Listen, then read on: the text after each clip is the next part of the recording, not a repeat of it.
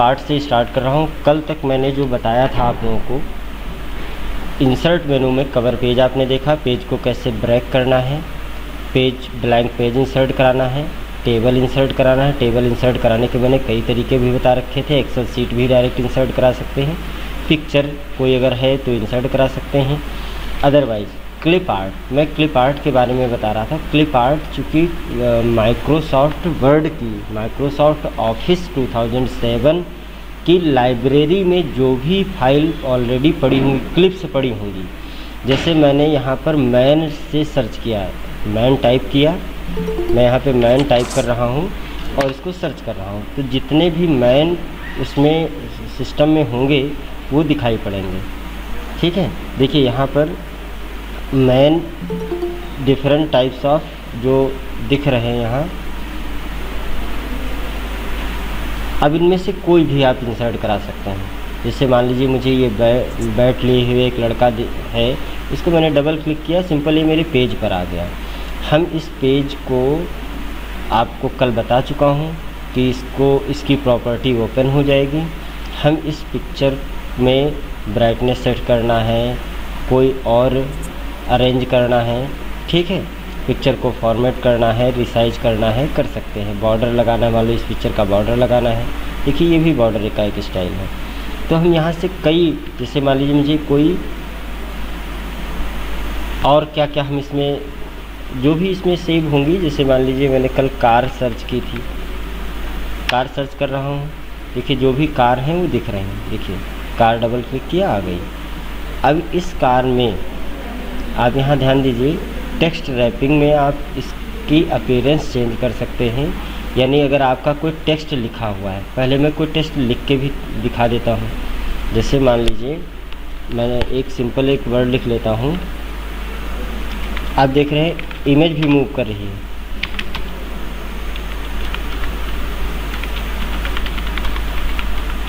मैंने एक sentence type किया, इसको थोड़ा सा बड़ा कर लेता हूँ तो आपको अच्छे से दिखेगा।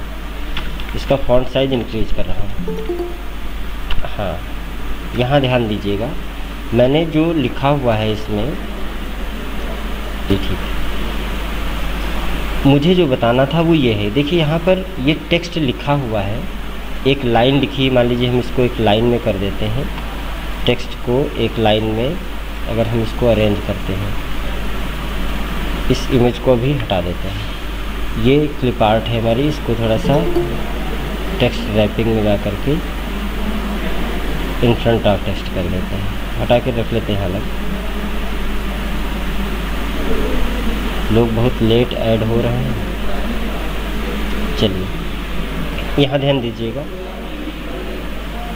ये जो सेंटेंस लिखा है, क्या लिखा है इस पर मत जाइएगा, जो मुझे बताना है ये मैंने कुछ लाइनें टाइप की हुई हैं। ठीक, अब इस इमेज को, इमेज की पोजीशन बताने जा रहा हूँ।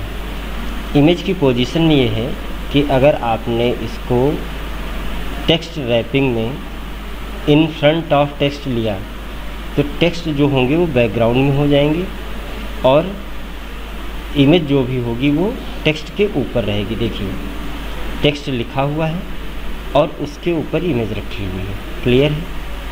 अगर मैं इसका ऑर्डर चेंज करता हूँ और यहाँ बिहाइंड टेक्स्ट कर देते हैं तो क्या होगा, ये टेक्स्ट के नीचे ये जो इमेज है हमारी, वापस आते हैं, ये इमेज मान लीजिए यहाँ रखी है, ठीक है, इसको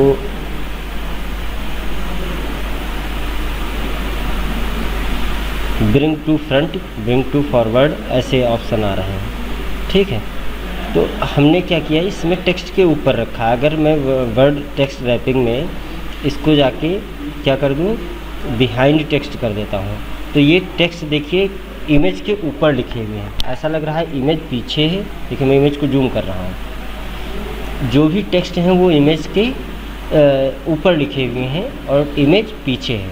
अगर हम इसी का अपीयरेंस फिर से चेंज कर रहे हैं, फिर से इसका ऑर्डर चेंज कर रहे हैं, तो ऑर्डर में आपको क्या दिख रहा है, अगर हम इन फ्रंट ऑफ टेक्स्ट कर देंगे तो टेक्स्ट सारे पीछे हो जाएंगे, ऐसा लगेगा इमेज टेक्स्ट के ऊपर रखी हुई है। ठीक, तो ऐसे हम क्लिप आर्ट को इंसर्ट करा सकते हैं हम अपने नीड के अकॉर्डिंग, देखिए कई ऑप्शन आएंगे। In line with text, text के साथ सेम लाइन में इमेज को रखना है, या स्क्वायर, स्क्वायर मतलब चारों तरफ टेक्स्ट रहेंगे और बीच में इमेज रहेगी।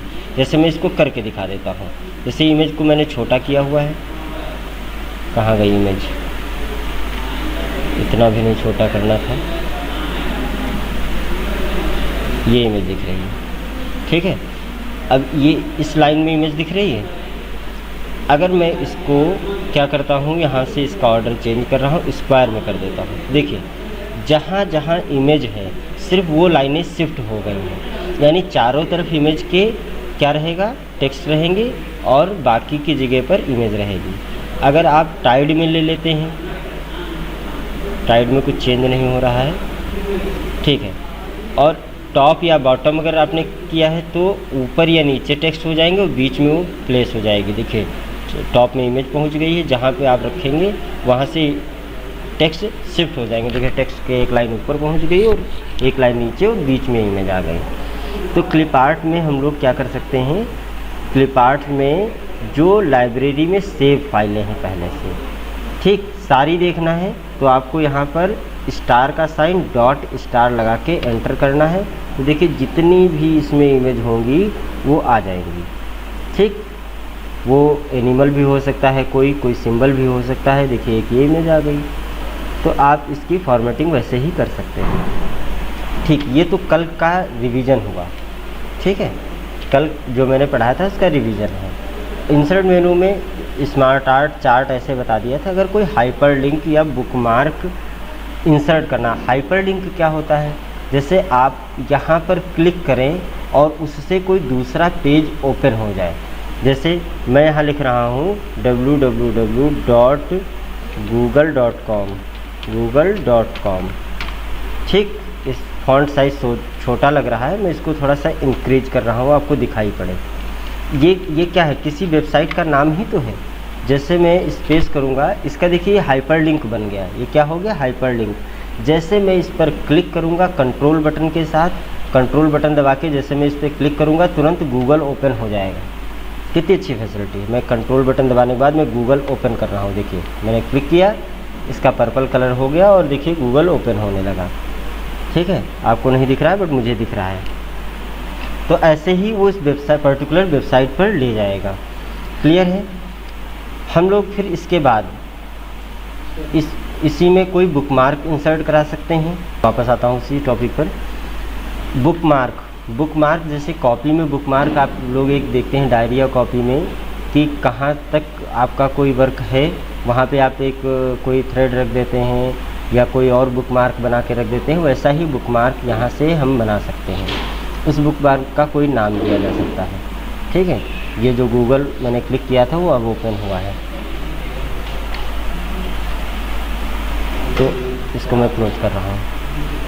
इसके बाद मेन है हेडर एंड फुटर। हेडर और फुटर में क्या होता है कि पेज के टॉप और बॉटम में, टॉप एंड बॉटम मार्जिन में अगर आपको कोई लिखना है, जैसे कि पेज नंबर हो गया, डेट हो गया, ऑथर नेम हो गया, तो देखिए मैंने यहाँ पर हेडर लिया। हेडर की डेफिनेशन क्या होती है अमर सर ने आपको बताया होगा, फिर भी मैं बता देता हूँ। ये जो पेज मार्जिन का टॉप एरिया होता है उसमें जो टेक्स्ट लिखा हो और वो सभी पेज पर कॉमन होगा। मान लीजिए मैं यहाँ पर कोई ऐसा टेक्स्ट लिख देता हूँ जो मुझे सभी पेज पर वही सेम टेक्स्ट चाहिए, तो मैं हेडर या फुटर में रख दूँगा। हेडर फुटर में क्या रख सकते हैं, टाइटल रख सकते हैं, पेज नंबर रख सकते हैं, डेट एंड टाइम रख सकते हैं, ये सारे ऑप्शंस हैं। मान लीजिए मैंने यहाँ पर लिख दिया कंप्यूटर क्लास 9th। अब जितने भी पेज लिखे जाएंगे उन सभी पर ये हेडिंग ज़रूर पड़ी होगी, ठीक है। तो हेडर और फुटर का इंसर्ट मेनू से, और फुटर क्या करेंगे तो बॉटम में ऐड होगा। अगर बॉटम में कोई टेक्स्ट ऐड कराना है तो फुटर ऑप्शन का। इसी तरह पेज नंबर एक ऑप्शन होता है जो ऑटोमेटिक चलता है। पेज नंबर का क्या काम होता है, अगर आपको पेज टॉप में चाहिए, पेज नंबर की बुक्स में पेज नंबर पड़े होते हैं तो ऑटोमेटिक होते हैं, 1 के बाद 2, 2 के बाद 3, 3 के बाद 4 ऐसे। तो वो हम लोग कहाँ से ऐड करेंगे, हम लोग इंसर्ट मेनू के पेज नंबर ऑप्शन से ऐड कर सकते हैं। पेज नंबर ऑप्शन पे क्लिक करते हैं तो यहाँ टॉप ऑफ पेज यानी पेज के टॉप में चाहिए, लेकिन टॉप में 3 पोजीशन होंगी। कैसी? एक लेफ़्ट कॉर्नर, सेंटर और राइट कॉर्नर। ठीक, बॉटम में अगर ऐड करना चाहते हैं तो ये पेज का बॉटम आपको दिखेगा। पेज मार्जिन अगर आप यहाँ सेट कर रहे हैं कि कहाँ पे उसको पर्टिकुलर रखना है तो वहाँ आ सकता है। ठीक, कोई कस्टम पोजीशन भी आप सेट करना चाहते हैं तो सेट कर सकते हैं। जैसे मैंने यहाँ पर टॉप मार्जिन ले लिया, टॉप मार्जिन में मुझे सेंटर में रखना है, मैंने सेंटर क्लिक किया, देखिए यहाँ 1 आ गया। ऑटोमेटिक इस पेज के बाद जैसे मैं क्लिक करूँगा, मान लीजिए मैं इसी को कॉपी पेस्ट कर रहा हूँ कई जगह, तो एक कई जगह पेस्ट हो जाएगा। ठीक है, क्लियर। अब इसके बाद हम लोग इंसर्ट मेनू में इसी तरह पेज नंबर है, टेक्स्ट बॉक्स है, वर्ड आर्ट भी आप यहाँ से ऐड करा सकते हैं। जो स्टाइल आपको पसंद आए आप क्लिक करिए और उसमें जो टेक्स्ट लिखना चाहते हैं, जैसे मान लीजिए मैंने लिख दिया कंप्यूटर और 9th A, ठीक, या 9th।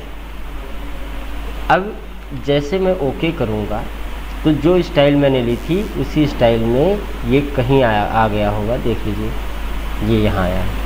हम इसको रिसाइज भी कर सकते हैं, इसको फॉर्मेट करके इसका फॉर्मेट वर्ड आर्ट में जाके लेआउट चेंज कर सकते हैं। ठीक है, देखिए टेक्स्ट के ऊपर आ गया, इसका साइज हम जो चाहें वो बड़ा कर सकते हैं। देखिए 3D टेक्स्ट बन गया। इसका कलर भी जो चाहें वो हम चेंज कर सकते हैं। देखिए कलर चेंज हो रहे हैं ना। जो स्टाइल आपको चाहिए यहाँ से मिल जाएगी। इतने ही नहीं, आप यहाँ से देख लीजिए, जैसा 3D टेक्स्ट है, जैसे ये ले लिया, ये क्या है, ये हम लोगों ने वर्ड आर्ट ऑप्शन से किया हुआ है। ठीक, इसी तरह और भी बहुत सारे ऑप्शन हैं। जैसे आपको कोई सिंबल, मैथमेटिकल सिंबल इंसर्ट कराना है तो मैथमेटिकल सिंबल यहाँ से मिल जाएंगे।